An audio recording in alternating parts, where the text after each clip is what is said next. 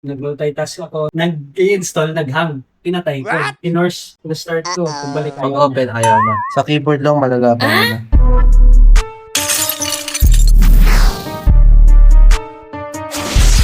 Grabe. Ayun ang kalaban, no? Ang lakas ng ulan.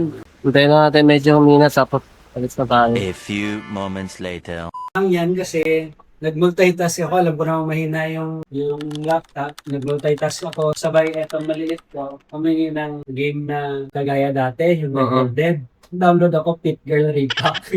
Kaso, gumana Kasi pa. habang nag-i-install, nag-hang. Pinatay ko. Diba nag-hang, hindi na siya magalaw.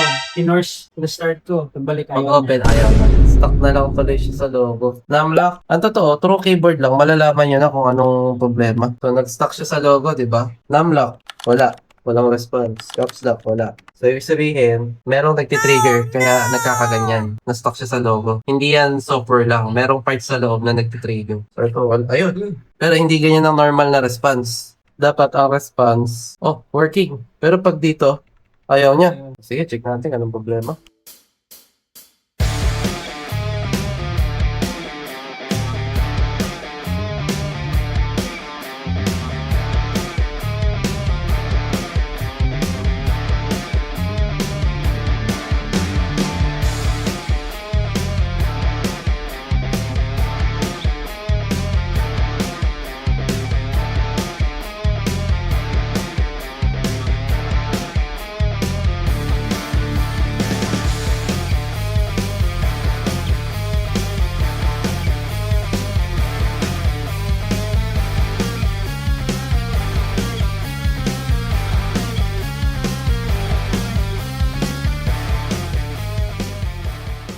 Confirm ko anong problema itong SSD. Nilagay ko siya sa case. Trinay kong isalpak pero ayaw pa rin gumana. Tapos, pagka nag-boot tayo sa USB, mabilis pumapasok. Pero pag nakakabit to, yun, doon nag-i-stuck. So, ito defective to. Ipapawaran dito ni Sir, tapos gawin niya na lang external drive. Tapos, ang gusto niya, yun, bumili na lang sa atin ng SSD na ilalagay para dito. Tara, kunin natin. Ito yung dalawa nating SSD. So, isalpak, then lagyan natin ng Windows, tapos lagyan ng apps, tapos okay na.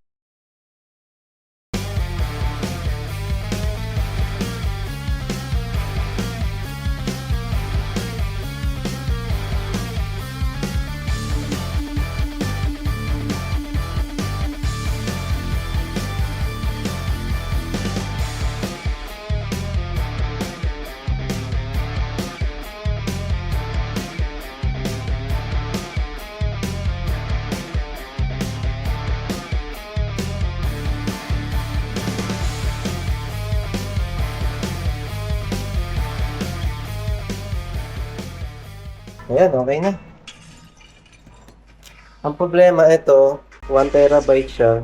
Pagka-check 0 yung binabasa niya. So, sira talaga tong hard disk. Ito, SSD, defect. Pero kailangan ipawarranty ito ng Sir kasi 1 month pa lang ito wala nang binili. So, yun, okay na. Yung keyboard, dinisconnect kasi nga, nag-auto-click siya. May ghost touch na nagaganap. Ayan, mas mabilis na siya ngayon. Unlike sa dati daw na masyadong ma-loading. Ito, SSD, keep lang yung box para sa warranty. So, okay na. Uwi na.